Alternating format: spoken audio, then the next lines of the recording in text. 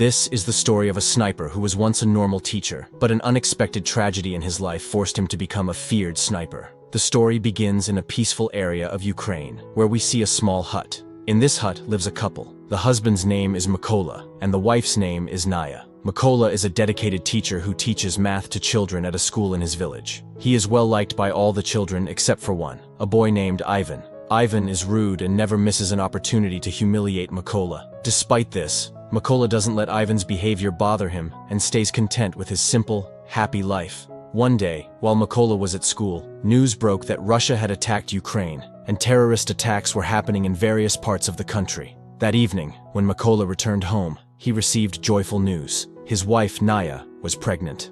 Overwhelmed with happiness, the couple celebrated the news together. The next morning, Mykola bid goodbye to his wife and left for work. On his way, he noticed two soldiers on the road but didn't pay much attention to them and rushed to school. Upon arriving, he was shocked to find the school empty. Turning on the TV, he saw breaking news that Russian forces had captured his city. It suddenly dawned on him that the soldiers he saw earlier were from the Russian army. Panicked, he immediately ran back home to check on his wife.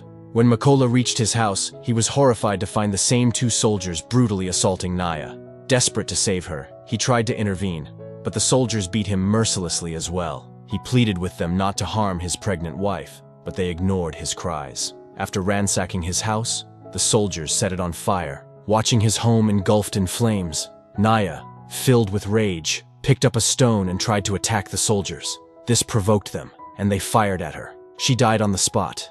Mykola, devastated and heartbroken, could only watch as his wife's lifeless body lay before him. Hours later, two Ukrainian soldiers found Mykola in this state. They identified him and helped him dig a grave to bury Naya.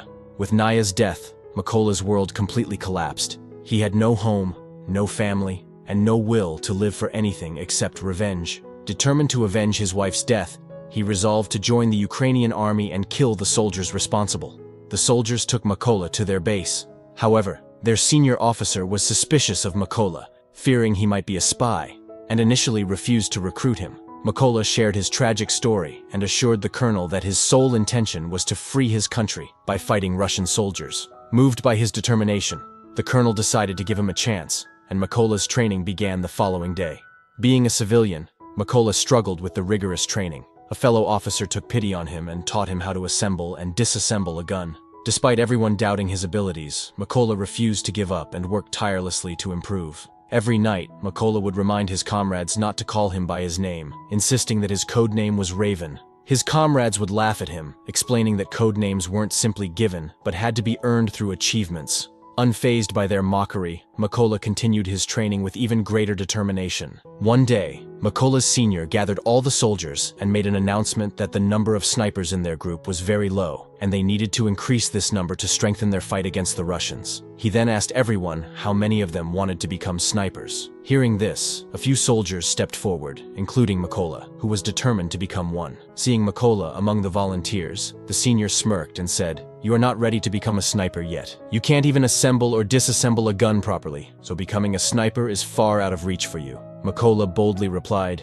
"I just need one chance to prove myself, and I will do this in less than 20 seconds. Hearing his confidence, the senior placed a gun on the table and challenged him. Mykola stepped forward, blindfolded himself, and, to everyone's astonishment, quickly disassembled and reassembled the gun. It took him only 18 seconds to complete the task. Impressed by Mykola's speed and skill, everyone in the room applauded him. Seeing his potential, the senior allowed him to join sniper training. However, during training, Mykola was given an old model gun, while the other recruits received modern weapons. Mykola, feeling the disadvantage, asked his senior for a modern weapon. The senior replied sternly, "If you want that gun, you'll have to prove yourself first." With no other choice, Mykola accepted the outdated weapon and continued his training. During one of the sessions, the senior explained, "A sniper must stay completely still, no matter what situation arises, and must always keep their aim on the target." To practice this, the senior fired bullets near the recruits, testing their ability to hold their position. Any sniper who flinched or moved was immediately disqualified. When it was Mykola's turn, he remained rock steady, not moving an inch. Even as bullets whizzed past him, he kept his focus on the target, passing the test successfully.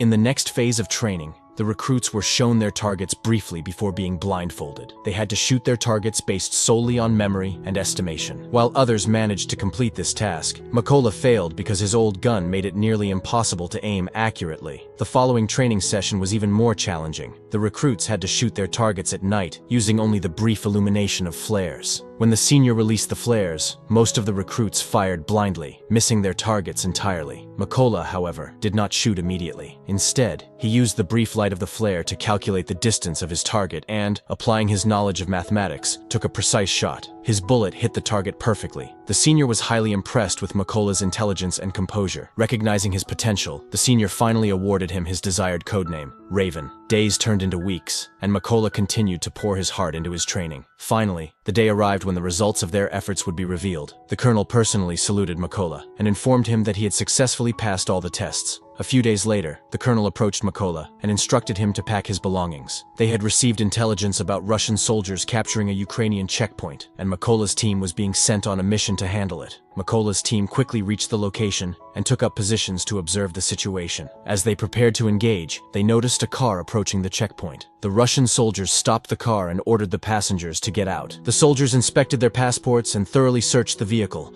Once satisfied, they allowed the passengers to proceed but confiscated their passports. When the passengers protested, the soldiers responded with violence, beating them mercilessly. Witnessing this brutality, the colonel gave the order to fire. Makola and his team opened fire, swiftly eliminating all the Russian soldiers. Within moments, the mission was complete. After the mission, the team returned to the base. Makola noticed that many of his comrades were missing. When he inquired, he was informed that the others had been sent on a separate mission. The next day, Makola received devastating news. Many of his comrades had been killed during their previous mission, and the culprit was a deadly Russian sniper named Seri. Seri was infamous as Russia's most lethal sniper, known for his unmatched precision and deadly efficiency. Days passed, and Makola and his team prepared for their next mission. Upon reaching the location, they strategically planted landmines around the area and took up their positions. Soon after, a group of Russian soldiers arrived, and to Makola's shock, he recognized one of them. It was Ivan. Ivan was the same boy who had troubled Makola during his school days, and now he had joined the Russian army. As Ivan stepped onto one of the landmines, there was a loud explosion, and all the Russian soldiers in the group were killed instantly. Seeing Ivan's fate, Makola felt a twinge of sadness. However, the colonel quickly reassured him, saying, Ivan chose his path by joining the Russian army. His fate was his decision. After completing the mission, the team returned to their base camp. Here, the colonel opened up to Makola, showing him a photo of his family. The colonel revealed that he had 2 daughters, and neither of them knew that their father was a soldier. This moment of vulnerability encouraged Makola to share his own story. He recounted how brutally the Russian soldiers had killed his wife, and how he had been consumed by the fire of revenge ever since.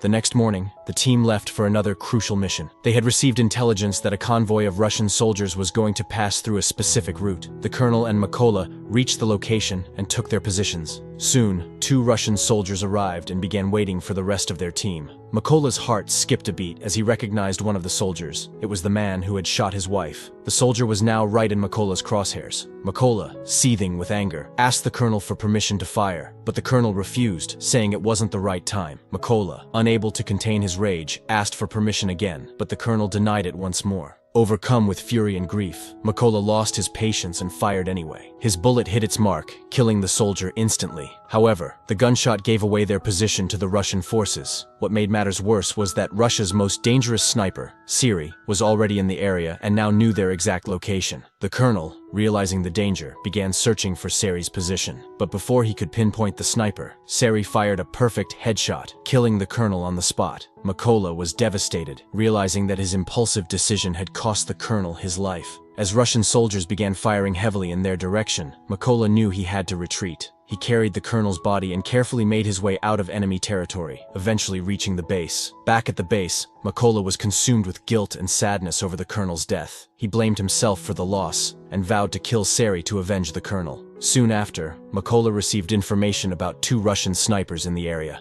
Determined to fulfill his promise, he set out on a new mission. Upon reaching the location, Makola took his position and managed to eliminate one of the snipers. However, during the exchange of fire, Makola was hit by a bullet. Despite his injury, Makola refused to give up. Summoning all his strength, he took aim and killed the second sniper. Gravely injured, he retreated to a secret base to recover. During his recovery, Makola received a call from the army major. The major informed him that they had located Siri, the sniper who had killed the colonel. Makola returned to his base, where the major addressed the team. He provided detailed information about Seri, explaining that he was Russia's best sniper and had already killed 6 of Ukraine's most skilled snipers. The major warned everyone to take Seri very seriously. He also revealed Seri's unique strategy. He rarely changed his position and relied on staying hidden in a specific spot, waiting patiently to hunt his enemies. After this briefing, the team devised a plan to eliminate Seri and finally put an end to his reign of terror. According to the plan, their first team would attack the Russian soldiers from the front. While the Russians were distracted by this assault, the second team would ambush them from behind. In the chaos,